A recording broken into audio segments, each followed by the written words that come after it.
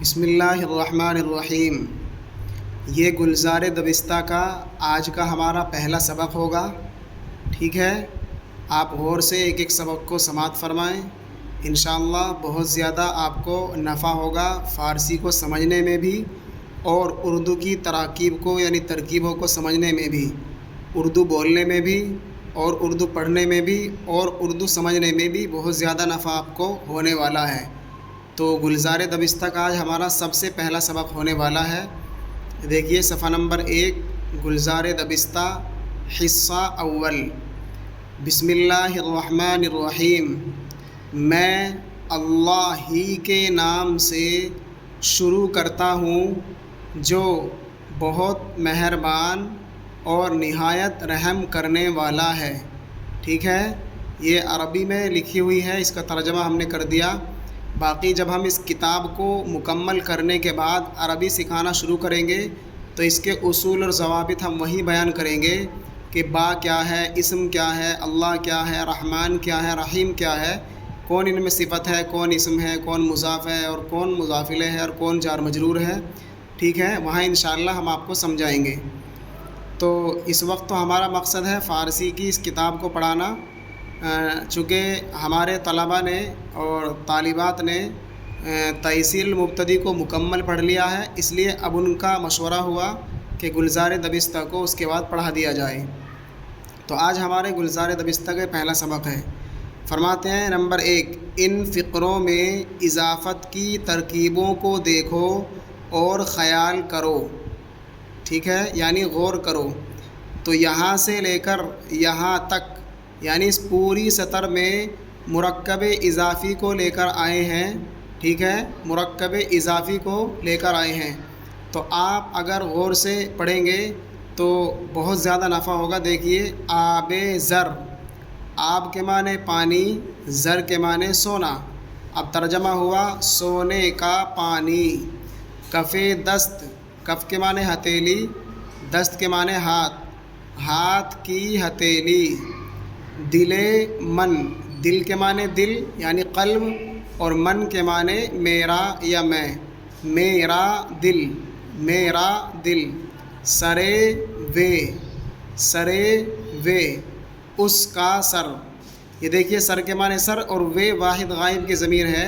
ہم نے تیسیر المبتدی میں مکمل سبق پڑھا دیا تھا ضمائر کا، اس میں ضمیر کی 3 قسمیں آئی تھی، تو یہ تیسری قسم ہے، یعنی وہ ضمیریں جو نہ تو فاعل سے ملتی ہیں اور نہ اسم سے بلکہ علیحدہ آتی ہیں۔ تو ترجمہ ہوا اس کا سر۔ آگے چلیں، رگے پا، رگے پا، رگ کے معنی رگ یعنی نس اور پا کے معنی پاؤں، تو پاؤں کی رگ یعنی پاؤں کی نس۔ آگے چلیں، سمے خر۔ دیکھیے سم کے معنی ڈکشنری میں یعنی لغت میں 2 معنی لکھے ہوئے ہیں، نمبر 1 ناخن، نمبر 2 خر، ٹھیک ہے؟ تو اب ترجمہ ہوا خر کے معنی گدھا، گدھے کا خر۔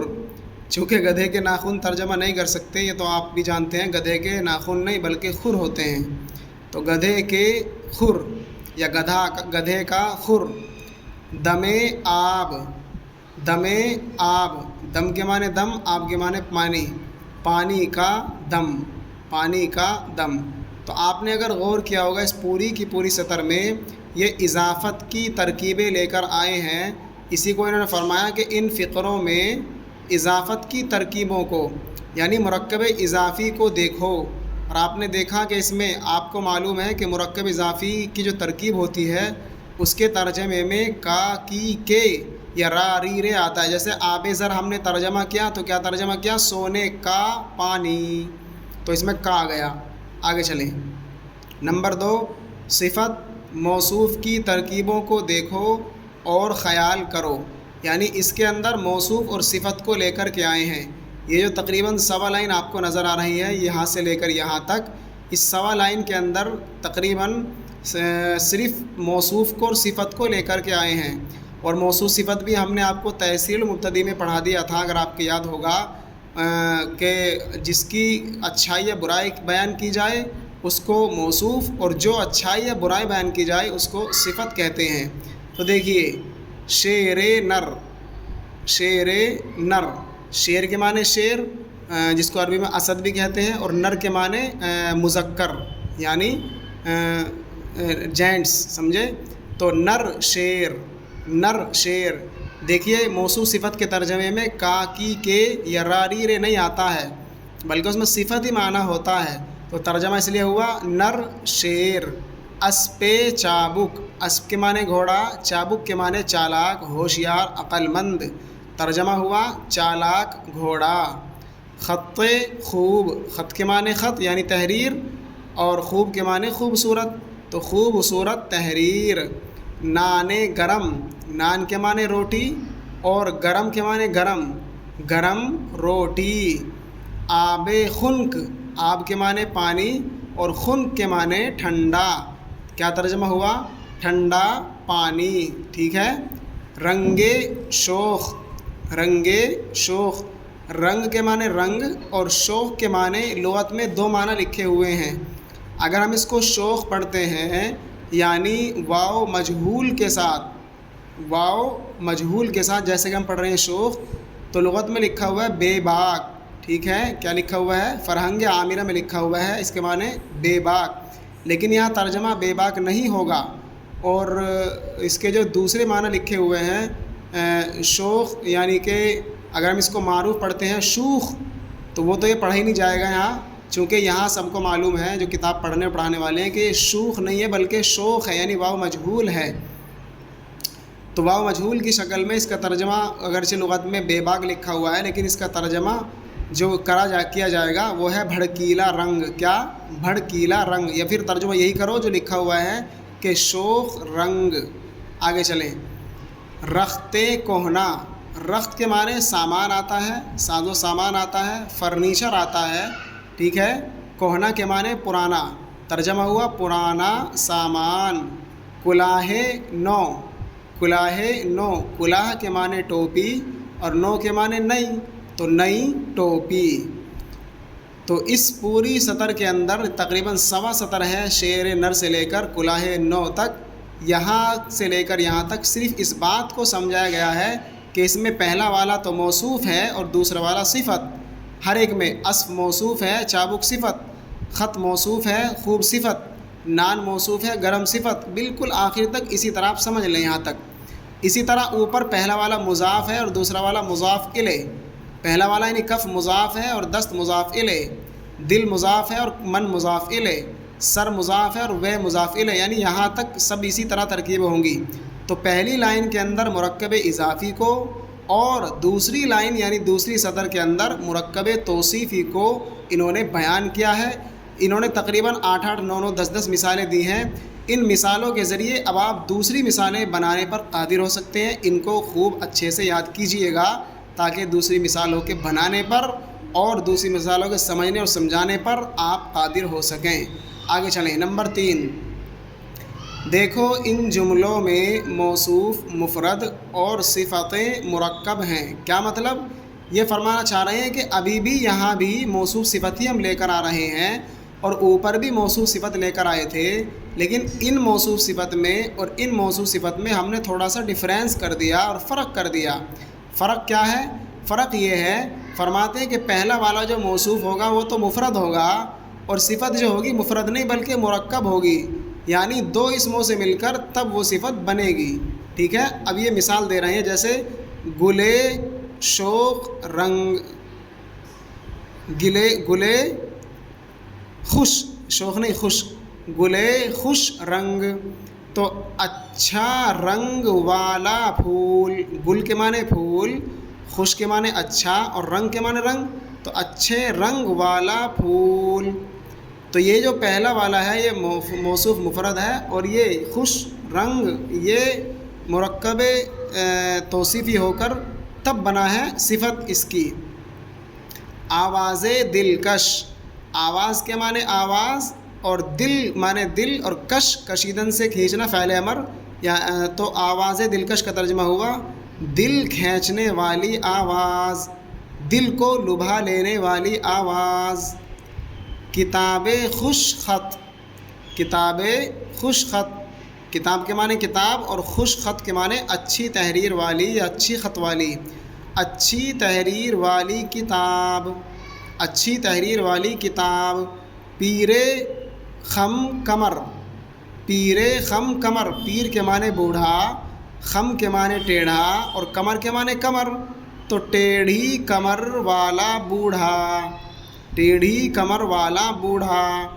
زن خوب رو، زن کے معنی عورت، خوب کے معنی خوبصورت اور رو کے معنی چہرہ، تو خوبصورت چہرے والی عورت، خوبصورت چہرے والی عورت۔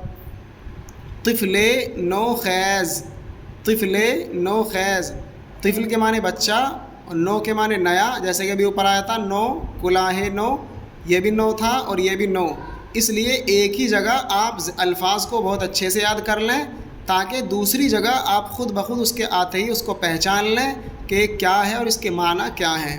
تو طفل نو، طفل کے معنی بچہ، نو کے معنی نیا اور خیز کے معنی خیزتن خیزیدن، اس اگرچہ اس کے معنی لغوی کچھ ہو رہا ہے لیکن یہاں ہوگا کیا، نئی جوانی والا بچہ، نو خیز بچہ، ٹھیک ہے، نو خیز بچہ یعنی نئی جوانی والا بچہ۔ آگے چلیں، نمبر 4، دیکھو یہ خبری جملے ہیں، ان کے واحد اور جمع پر خیال کرو۔ تو اس میں ایک بات میں بھول گیا بتلانا، پہلا والا موصوف کہلائے گا یعنی گل، اسی طرح آواز، اسی طرح کتاب، اسی طرح پیر، اسی طرح زن، اسی طرح طفل، یہ پہلے والے موصوف، اور خوش رنگ یہ موصوف صفت سے مل کر تب بنیں گے صفت اس موصوف کی۔ اسی طرح یہ دلکش یہ موصوف صفت سے مل کر تب بنیں گے صفت آواز کی، ٹھیک ہے، یعنی پہلے خود موصوف صفت بنیں گے، اس کے بعد پہلے والے کی صفت بنیں گے، آخر تک یہاں تک۔ آگے چلیں، نمبر 4، دیکھو یہ خبری جملے ہیں، ان کے واحد اور جمع پر خیال کرو، یعنی یہ بیان کرنا چاہ رہے ہیں کہ جب مرکب اضافی بھی ہو گیا، مرکب توصیفی بھی ہو گیا، تو اب آپ جملہ خبریہ کو دیکھو، اور جملہ خبریہ میں ہم واحد بھی لے کر آئے ہیں اور جمع بھی لے کر آئے ہیں، اس میں آپ خیال کرو، مطلب غور کرو، توجہ کرو، توجہ کو مبذول کرو۔ تو احمد ذہین است، احمد ذہین است، احمد واحد ہے، ذہین بھی واحد ہے یعنی سنگولر ہے، ٹھیک ہے، تو احمد ذہین ہے، احمد ذہین ہے۔ آگے چلے، ہما خوب اند، ہما خوب اند، دیکھیے ہم سب اچھے ہیں، یہ جمع آ گیا، ہما جمع ہے اور خوب جو ہے یہ اگرچہ واحد ہے لیکن یہ واحد ہی چل جائے گا یہاں پر، اور اند جو ہے حرف ربط ہے، جیسا کہ است حرف ربط تھا، تو ہما خوب اند، ہم خوبصورت ہیں یا ہم اچھے ہیں۔ محمود غبی است، محمود واحد ہے اور غبی بھی واحد ہے، تو محمود کند ذہن ہے، محمود کند ذہن ہے۔ کارد کند است، کارد، اور اس دال کو سین میں بھی ملا سکتے ہیں، کارد کند است۔ چھری، کارد کے معنی چھری، کند کے معنی کھوٹی اور است کے معنی آتے ہیں، تو چھری کھوٹی ہے، چھری کھوٹی ہے۔ آگے چلیں، دلہا خوش اند، دلہا خوش اند، دیکھیے آپ کو ہم ساتھ ساتھ میں اصول کی بھی ایک کتاب پڑھائیں گے، جیسا کہ ہم نے اپنے طلبہ و طالبات کو جنہوں نے ہم سے لائیو پڑھا تھا اور پڑھ رہے ہیں بلکہ روزانہ، ان کو ہم نے تیسیر المبتدی پڑھائی تھی اور اس میں بہت سارے اصول اور ضوابط، علم نحو اور علم صرف پڑھایا تھا۔ اسی طرح اب آگے ہم ان کو ایک کتاب پڑھا رہے ہیں اصول فارسی، تو اس کے تحت یہ ضوابط آئیں گے۔ تو دل تو واحد تھا لیکن اس میں جب ہا لگا دیا تو یہ جمع ہو گیا، یعنی سنگولر تھا لیکن ہا لگانے کے بعد یہ کیا بن گیا، پلورل بن گیا۔ تو اب ترجمہ ہوگا، بہت سارے دل خوش ہیں، بہت سارے دل خوش ہیں، تو دیکھیے جمع آ گیا۔ اب تک یہاں صرف یا تو ہما جمع تھا یا پھر اب دلہا جمع آیا ہے، باقی سب مفرد تھے۔ چاقو تیز است، چاقو تیز است، چاقو کے معنی چاقو، تیز کے معنی تیز یعنی تیز رفتار، اور است آپ جانتی ہیں حرف ربط کہلائے گئے۔ چاقو تیز ہے، چاقو تیز ہے، تو یہ دیکھیے وہاں سے لے کر یہاں تک انہوں نے 4 چیزوں کو بیان کیا ہے، آپ کو صرف ان کا ترجمہ ہی یاد نہیں کرنا ہے، بلکہ آپ کو یہ بھی ذہن نشی کر لینا ہے کہ پہلی شکل میں اور دوسری شکل میں اور تیسری اور چوتھی شکل میں کیا کیا چیزیں بیان کرنا چاہتے ہیں۔ اور اس سبق کو یاد کرنے کے بعد کسی بھی اپنے ساتھی سے مل کر کے یا گھر کے کسی ممبر سے مل کر کے ان کا ریویژن کریں، ان کی مشق اور تمرین اور اجرا کریں، تاکہ اگلا سبق سمجھنا آسان ہو اور یہ الفاظ ہمارے ذہن نشیں ہو جائیں۔ چونکہ اردو میں بھی یہ سارے الفاظ اردو میں بہت بے پناہ آتے ہیں، بے پناہ آتے ہیں یہ سارے الفاظ۔ اس لیے اگر آپ نے اس فارسی کو مضبوط پڑھ لیا اور مضبوط کر لیا تو انشاءاللہ آپ کی اردو میں بھی زبردست نورانیت اور روحانیت پیدا ہوگی، قوت اور طاقت پیدا ہوگی، اور فارسی میں تو پیدا ہونی ہے انشاءاللہ۔ تو اب اس کتاب کو پڑھانے کا ادیش ہمارا یعنی مقصد یہ ہے، ایک تو اردو کے اندر مضبوطائی ہو جائے، دوسرے فارسی اچھی سمجھنے میں آ جائے اور اس کو تحقیق کے ساتھ ہم پڑھنا جاننے والے بن جائیں، اور تیسرا ادیش اور مقصد یہ ہے جس کے لیے اس کو شروع کیا گیا ہے کہ ہمارے جو اسٹوڈنٹس ہیں، طلباء و طالبات ہیں، اس میں بہت سارے ہیں، جیسے شازیہ ہیں، اسی طرح طوبہ رائٹس ہیں، اسی طرح جو ہے شقینہ پروین ہیں، اور اسی طرح جو ہے ایک بھوتوں کے جھنڈ صاحب ہیں، ازہد قاسمی ہیں، اور بہت سارے نام ہیں، میں سب کا احاطہ بھی نہیں کر سکتا، اور جو ان کا نام میں نہیں لے پایا وہ برا نہ مانیں، انشاءاللہ کسی اور ویڈیو میں ان کا بھی نام لیں گے۔ لیکن یہ سب طلباء و طالبات جو لائیو پڑھ رہے ہیں، مقصد یہی ہے کہ ان کی ساتھ ساتھ میں مولویت بھی ہو جائے، چونکہ ہم نے اس سلیبس کو اور کورس کو اسی لیے شروع کیا ہے تاکہ آپ لوگوں کو مولویت پڑھائی جا سکے۔